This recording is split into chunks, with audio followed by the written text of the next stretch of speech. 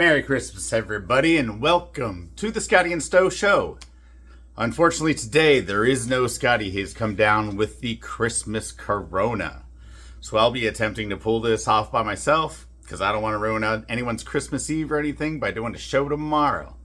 So as we begin, once again, the Good Time Tavern is our sponsor. We love it. Good Time Tavern's been popping this week. It is Christmas week. It is 125 North Livermore Avenue in Livermore, California.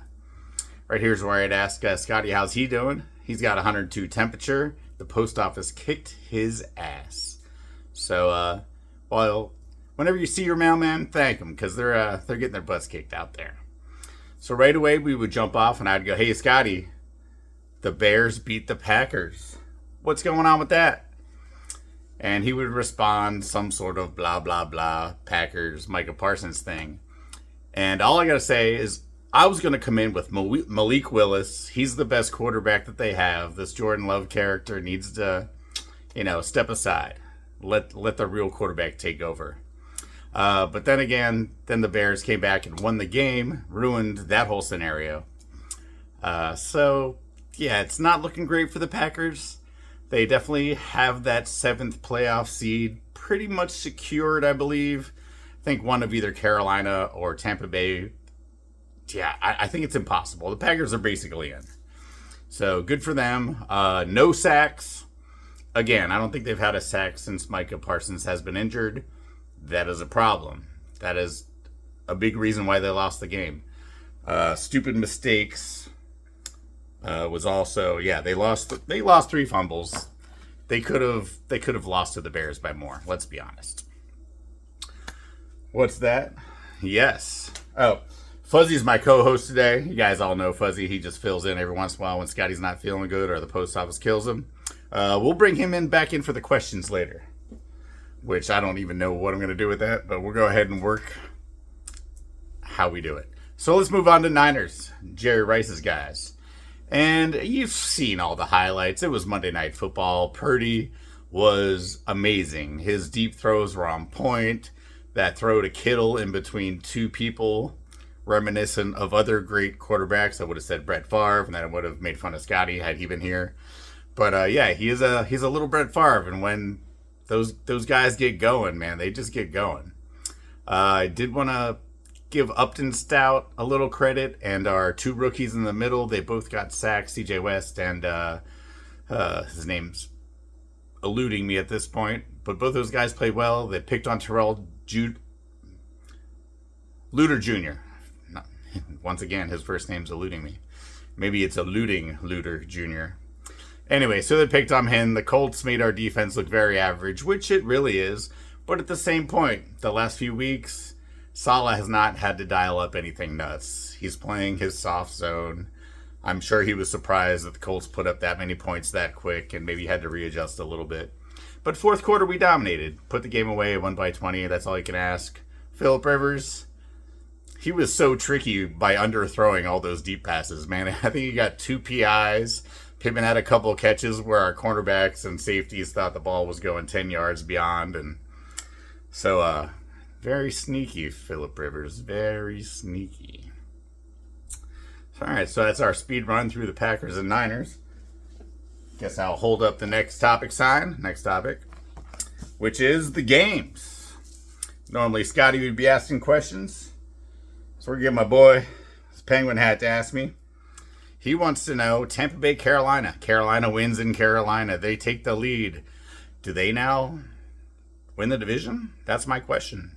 I mean, Bryce Young is kind of taking over as the new Baker Mayfield. He's got 12 of his wins are in fourth quarters. Like, he kind of does that stuff at the end of the game that just makes you want to believe in him a little bit. But then we're going to go back to the schedule. Last game in Tampa Bay. If both teams win in Week 17, it comes down to Tampa Bay in Tampa Bay. And if they win, they're in. So Tampa Bay controls their own destiny. So, I got to give Carolina their props. But I'm going to say Tampa Bay still squeaks out of this division. Next question. What do you think? He wants to know about the Rams and the Seahawks. That was the most insane Thursday night game I had ever seen. But Rams were up by 16, I think, in the fourth quarter. Seattle had punt returns for touchdowns. They had balls that bounced off their running backs accidentally into the end zone for touchdowns. Puka Nacua had 245 yards receiving to help a lot of fantasy teams, I'm sure. I will mention that I did make the championship in both my fantasy teams, excluding Wretched Balls. Kelly, you're a great competitor. Guy on that sleeper app, you had no chance. So last question. And by the way, I get all the points for everything. So there's a big W going on the board today. I know it's taking advantage of the ill, and we shouldn't do that. But it's Christmas, so presents for me. Last question. You know what? I didn't really have any other NFC questions. We can make fun of the Cowboys, I guess. What do you think Dak Prescott's going to do? He says he's going to play the last 2 games and, finish off his Pro Bowl caliber year and coming back strong for next year. And God damn it, Dak, good for you. I don't have an answer for that question, but I just think it's pretty hilarious that the Cowboys still think they can win stuff. So, that's that. Moving on to the AFC. Quickly. And I'll just pretend you're answering these. You can sit down. All right, I'm wearing my Jaguars jersey. Is it a Trevor Lawrence jersey? Or is it a Mac Jones jersey? Is it Mac Jones? Well, I'll never tell.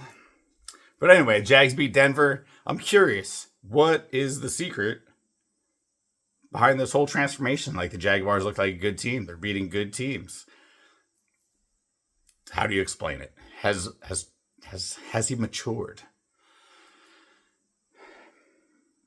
Okay, as we look at it, he kind of has matured. He's gotten slightly better most of his years in the NFL, if you look at it. And his team's been very erratic. I do have to give credit to Liam Cohen, the offensive coordinator that was the spur in the backside or the propeller for Baker Mayfield in Tampa Bay the last few years. Now he leaves Tampa Bay. Baker's nowhere near as good. When's the last time you saw him throw 300 yards? It's been a long time. And now Trevor Lawrence is throwing 4 touchdowns, 5 touchdowns a game. Coincidence? Methinks not. Good answer. All the points for me. All right, so Jacksonville is legit. They are 1 game behind both the Patriots and the Broncos still. So they got a chance at the 1 seed. We shall see. Question number 2, I was going to ask Scottie, which is, again, something that he would be way better at answering. Aaron Rodgers, miracle drug, more Hawashka, or have the Steelers just kind of figured something out? And I really don't have an answer to this. I was hoping he would talk for like a very, very long time. Aaron Rodgers' arm looks quick. They have this screen game in Pittsburgh that's kind of working. Both the running backs, Warren and Gainwell, they catch that ball, they turn quick, and they head upfield. It seems to be working. And their defense is Pittsburgh, It's an Iron City. They're going to play defense. And Mike Tomlin doesn't lose until the playoffs. Fair enough. I don't know. I don't know what the miracle drug is. Rodgers, it looks like he's going to try to play for 1 more year if he keeps doing this stuff. And I don't want that. Well, maybe. Maybe I'll take that. Anyway, Steelers looking good. 2-game lead on the Ravens. If they slip up next week, they do have to beat Baltimore 1 more time to win the division. So Baltimore's got a chance. I say the Steelers are they're kind of on one right now. And bye-bye Ravens. Yes, last question.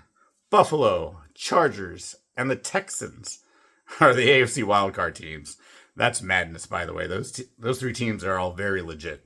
My question was, which team would you want to face and which team would you not want to face? And I'll start with the Texans as the team I want to face, only because of Ohio State. CJ Stroud, banter Scottie, make fun of Ohio State. Yes, their defense is ridiculous, but it's CJ Stroud. Enough said. The second team, Buffalo, I think would be the middle one. It kind of depends on the health of Josh Allen. He seems like he's a little dinged up this year. I mean, putting forth extra effort trying to catch the Patriots at the end of the year could wear him out a bit. I mean, I wouldn't want to face Josh Allen, but at the same time, I don't think he's on his kryptonite buzz type deal. And the Chargers would be the one I most want to face. Why? I don't know, because they have a jinx. They just jinx themselves all the time.